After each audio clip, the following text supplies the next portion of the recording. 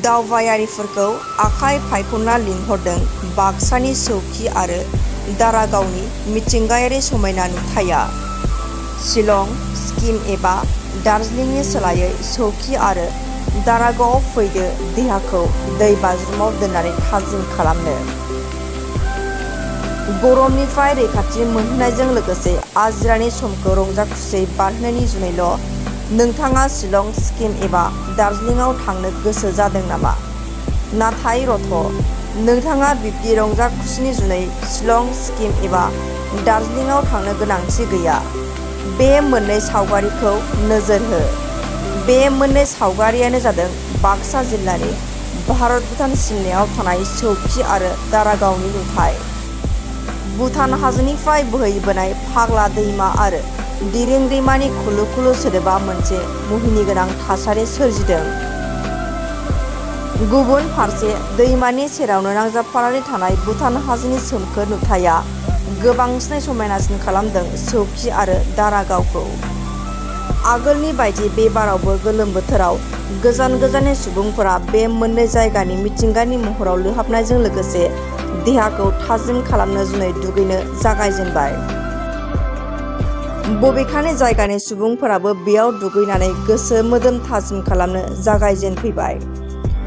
नोंथाङाबो गावनि नखरनि सोद्रोमाफोरखौ लोगोआव लानानै दावबायारिफोरखौ आखाइ फायख'ना लिंहरनाय सौखि आरो दारागावनि समायना महराव लोहाबनायजों लोगोसे बे मोननै दैमानि गुसु दैयाव दुगैनानै थाजिम खालामनायनि सुबिदाखौ लानो हागोन। फैदो सौखि आरो दारागावसिम बेनि मिथिंगायारि महराव गोजोननो जुनै।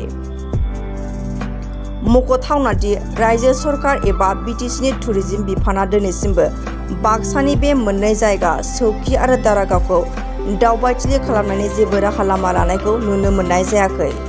थारैनो आसाम सरकार आरो बिटिसि सरकारनि टुरिज्म बिफाना बे मोननै दावबायथिलिखौ दावबायथिलि महरै लुफुंनायनि राहा लामा लायोब्ला सौखि आरो दारागावआ बिटिआरनि गेजेरावनो मोनसे समायना दावबायथिलि महरै महर मोनगोन आरो रायजो राजा दावबायारिफोरनि दाबि आसाम सरकार आरो बिटिसिनि सरकारा थाबैनो बाक्सानि बे मोननै जायगाखौ दावबायथिलिसिम फोजौखांनायनि राहा लामा लानो नांगौ।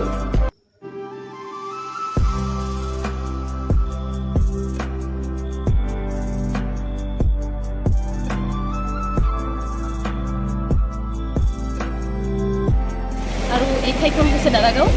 এটি ধুনীয়া এখন প্লেচ, প্ৰাকৃতিক সৌন্দৰ্য মানে নেচাৰেল ভিউজটো বহুত ভাল লাগে ইয়াৰে। ধুনীয়াকৈ পানী বৈ আছে, গতিকে ইয়াত মানে ওচৰৰে জেগা, গতিকে সকলোৱে ইয়াতে আহক, ধুনীয়াকৈ মানে এনজয় কৰিব পাৰে। ওচৰতে এখন ভাল জেগা, পইচা টকাও ইমান খৰচ নাযায় আৰু মানে অসমৰ বাহিৰত যোৱাতকৈ দাৰ্জিলিং, ছিকিম এইবিলাকত যে মানে মানুহবিলাকে এনজয় কৰাতকৈ মানে ঘৰৰ ওচৰতে নিজৰ জেগাতে ধুনীয়া এখন ঠাই আছে, গতিকে ইয়াত আহিব পাৰিলে বেছি ভাল, বহুত ভাল লাগে মানে বাহিৰৰ পৰা বহুত মানুহ আহি আছে বৰ্তমান আৰু চানডে কাৰণে আজি মানুহ অলপ বেছি আৰু মানুহবিলাকে মানে আহি কি কৰে, যিবিলাক মানে প্লাষ্টিক ধৰা চিপছ বা যিকোনো কিবা কিবি বটল, এইবিলাক পানী বটলে হওক বা যিকোনো কাঁচৰ বটল আহি পেলাই মানে ইয়াত খাই পেলাই থৈ যায়।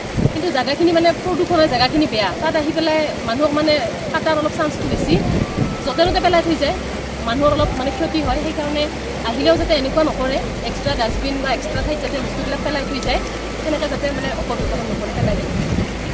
জেগাখিনি মানে টুৰিজিমৰ কাৰণে ভাল হয়, জেগাখিনি মানে অলপ হেৰি হৈ আছে, মানে এনে জাষ্ট একো নাই ইয়াত, মানে থকাৰ কাৰণে বা সেই কৰাৰ কাৰণে কিছুমান যদি ঘৰ চৰ অলপ বনাই দিয়ে টুৰিজিমৰ ক্ষেত্ৰত মানে আৰু বেছি ভাল লাগিব, বা ডাঙৰ ডাঙৰ যদি অলপ দোকান যদি এইবিলাকত মানে বনা হয় মানে বেছি ভাল লাগিব আৰু। গতিকে যিমানখিনি পাৰে কৰিলে ভাল হয় আৰু ভাল লগা কৰিলে।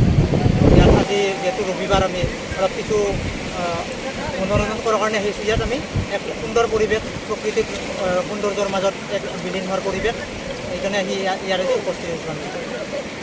দাৰ্জিলিং, ছিকিম যোৱাৰ কোনো প্ৰয়োজন নাই, যিহেতু আমাৰ ইয়াত এক প্ৰকৃতিক সৌন্দৰ্য আছে, সেইকাৰণে ইয়াত আহক, দাৰাগাঁৱত আহক, আমাৰ যিহেতু ওচৰৰ জেগা বাক্সা জিলাৰ এক সৌন্দৰ্যৰ পৰিৱেশ, তাত আহক আপোনালোকে। দাৰাগাঁও, ছিকিম যোৱাৰ কোনো প্ৰয়োজন নাই, ইয়াত সুন্দৰ পৰিৱেশ আছে। বিটিচিৰ মুখ্য কাৰ্যবাহী মাননীয় প্ৰবোধ বৰা ডাঙৰীয়াক আহ্বান জনাইছোঁ, ইয়াত সুন্দৰভাৱে যি টুৰিজিমৰ কাৰণে যি যি সা সামগ্ৰী লাগে সেইবিলাক ইয়াত আনক, আনাৰ লগে লগে এক দাৰাগাঁও অসমৰ এক পৰ্যটনস্থলী হিচাপে স্বীকৃতি পাব ধুনীয়াকৈ।